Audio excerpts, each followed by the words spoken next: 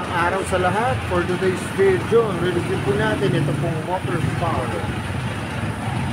Explorer 200 version 3 na po ito mga guys. Po siya, kulay glossy po siya na blue. Pero pag hindi pa kayo nakasubscribe sa akin, please hit the notification bell para updated kayo sa aking mga videos. Tara mga guys, simulan natin ito review. So yung mga guys, ito po yung Motorstar Explorer 200cc po siya mga guys. Version 3 na po ito. Yan. Ano po siya? Glossy po siya na blue. Simulan natin sa gulong mga guys. Oh. Ganda po nito. Big bike po ito ng Motorstar. Ito po, ang sukat po nito mga guys ay 110 by 70. 110 by 70 po. 17 po yung harap. Tapos kita nyo naman yung mugs. Ang ganda po. Ano po siya? May pagka-glossy po yung yung outer po. Tapos yung inner po matte black po siya. Tapos tubeless ito mga guys. Tapos tignan na natin itong disc brake. Ang ganda po ng disc brake. Ang ganda po ng design po niya. Edgy po siya mga guys. Tapos ito po ay kulay silver. Tapos yung loob po ay glossy po na red. Tapos yung kanyang brake caliper kulay glossy rin po na red.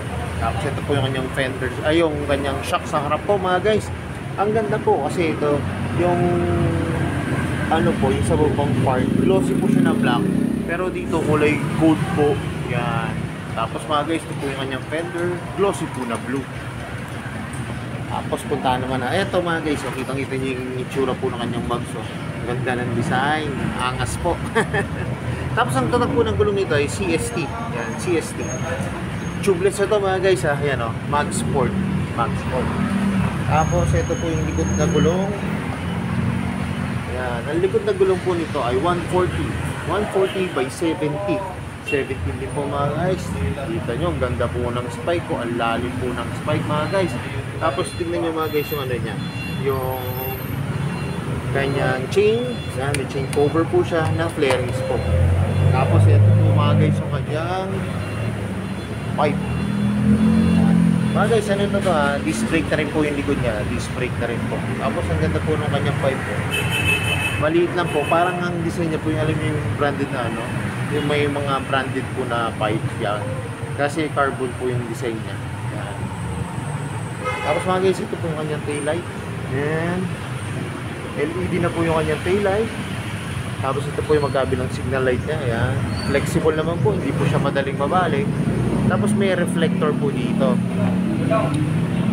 Tapos may ilaw po dito sa ilalim para pag nagplaka tayo, kita po sa gabi. Kaso nga lang mga guys, yung kanyang plaka, pag nakalagay siya yung sasalo ng yung talsik ng gulong, yung talsik ng putik ng gulong. Kasi bababa lang po, tapos wala pong cover yung plaka natin. Kasi nakakabit lang po, siya na po yung nakalabas dito.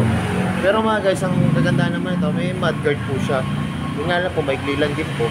Pero at least makakadagdag protection pa rito sa tibadsik po ng putik o probok. Ay putik o mga buhangin. Tapos yung kanyang monoshock po, yan, glossy po na red. Tapos mga guys, puntahan naman natin yung harap. Ito po yung kanyang headlight. Yan, LED na po mga guys. Maganda po, pati po kanyang signal light, LED na rin po. Tapos ito po yung harap, may visor po siya yan. Para ito po yung sasalo sa hangin. Yan. Maganda po to. Ano siya? Tinted po na black. Yan. Tapos mga guys, dito yung kabitan ng kanyang side mirror. Yan, hindi lang po nakakabit pa. Tapos puntahan naman natin mga guys yung kanyang manubela. Yan. Ito po yung function ng kanyang manubela. Passing light po. High and low. Signal light. Tapos meron po siyang busina dito. Mga guys, may choke pa po ito kasi carb type pa po ito. Carb type. Tapos dito po sa kabila, meron po siyang idling. Ito po, park light. May hazard po. Tapos ito po yung kanyang ignition mga guys. Ang maganda rito, meron po siyang electric start yan. Meron po siyang electric start. At syempre mga guys, ito po maganda. May siya. Kickstart yan. Ang kickstart naman ito mga guys ay glossy po siya. Kaya, glossy po siya na black. Tapos ito po yung kanyang engine. May nakalagay po dito Motorstar na may naka-impose po. Yan. Tapos ang ganda po ng decals dyan. SOHC. Yan. Single overhead cam. Yan. Tapos ito po yung kanyang brake pedal. Yan. Yung kanyang brake pedal. Tapos disc brake po sa likod. Tapos mga guys, ito yung kabilang engine. Yan. Ito lang po siya. Yan. At least may cover po mga guys. So iwas yung talsik po ng mga putik. Yan. Tapos mga guys, ito po yung kanyang side stand. Glossy po. Wala po siyang center stand mga guys. Wala po siyang center stand. Tapos ito po yung kanyang gear pedal. Yan. Ganda rin po. Kulay mo siya. Glossy po na black. Tapos mga guys, ito nga pala yung kanyang gauge panel. Yan. Digital na po mga guys. Digital na po siya. Tapos ito po yung mode kung papalitan nyo po. Tapos yung kanyang para sa ano, yung may adjust po kayo na ano. Nakalagay po kasi dito CLR or clear po yata ito. Kung may adjust po kayo sa kanyang menu. Tapos syempre manubela po, ang ganda po. Ganda po ng forma kasi matte lock lang po siya. Tapos ito po yung kanyang susian. Yan, pang lock po ng manubela. Pagka i-start nyo na po, yan, yun lang naman po yung function niya. Tapos mga guys, ito yung nakaganda. Ang ganda po ng gas tank ito. Yan, ang laki po. Laki po ng gas tank niya. Tapos glossy po siya na blue. Tapos may ano po dito, sticker po. Nakalagay Di Segnata in Italia. Siguro parang yung design po niya iginaya po sa mga ano, Italy po na ano, na big pipe. Tapos ito po yung kanyang gas cover, yan. Ganda rin po. May cover pa po mga guys. Tapos mga guys, yung ganda, may USB port po siya. Yan. Para iwas na po sa lobat ng ating mga cellphone. Lalo na po yung mga malalayo at gusto mag-rides, hindi na po kayo malalobat mga guys. Yun. Tapos ito po yung kanyang upuan, ganda po. Maliit po pero malambot. Tapos yung kanyang sa backride po. Ito po, ito lang po yung ano ko sa backride po. Maliit lang po. Yan, maliit lang po yung upuan niya. Parang triangle lang po. Yan. So yung mga guys, yun, masasakyan mo na itong Motorstar Explorer 200 version 3 na po ito mga guys. Pero tandaan nyo kapag nakasakay na ako sa unit.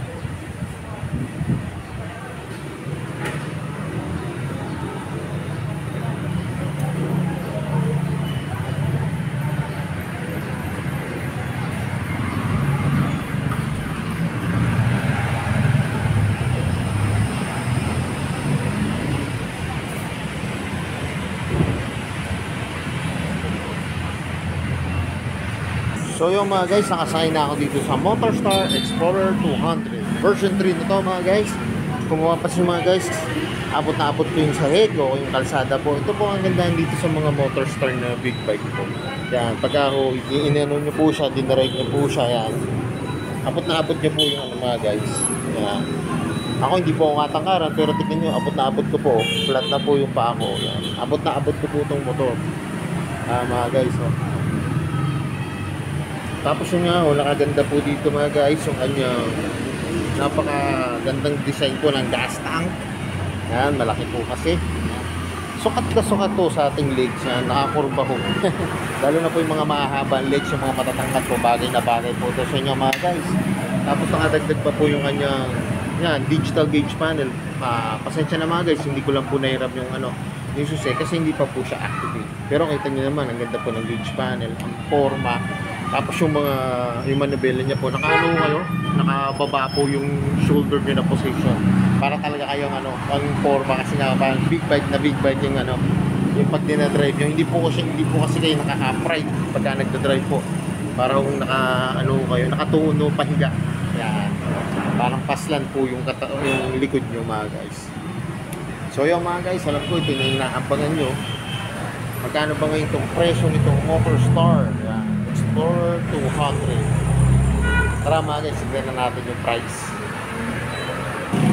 So yung mga guys, ito pong Explorer 200, ang SRP niya po ay 75,000. Pag kukunin niyo po siya ng installment, ang kanyang down payment po ay 7,950. Tapos ito po yung mga terms. Yan. Pag 24 months po, 4,794 pesos. Pag 30 months, 4,200. Tapos pag 36 months po, 3,804 pesos. Mga guys, oh, tandaan nito, may rebate pa po ito ha. Pag dito nyo po binayaran sa office, 300 po ang malilis nyo po, yung rebate na po. Tapos pag dito naman po sa mga bangko, kagaya po niyan na bank payment, yung sa Cebuana, GCash, 7-Eleven at Metrobank po, malilis po ng 400 mga guys.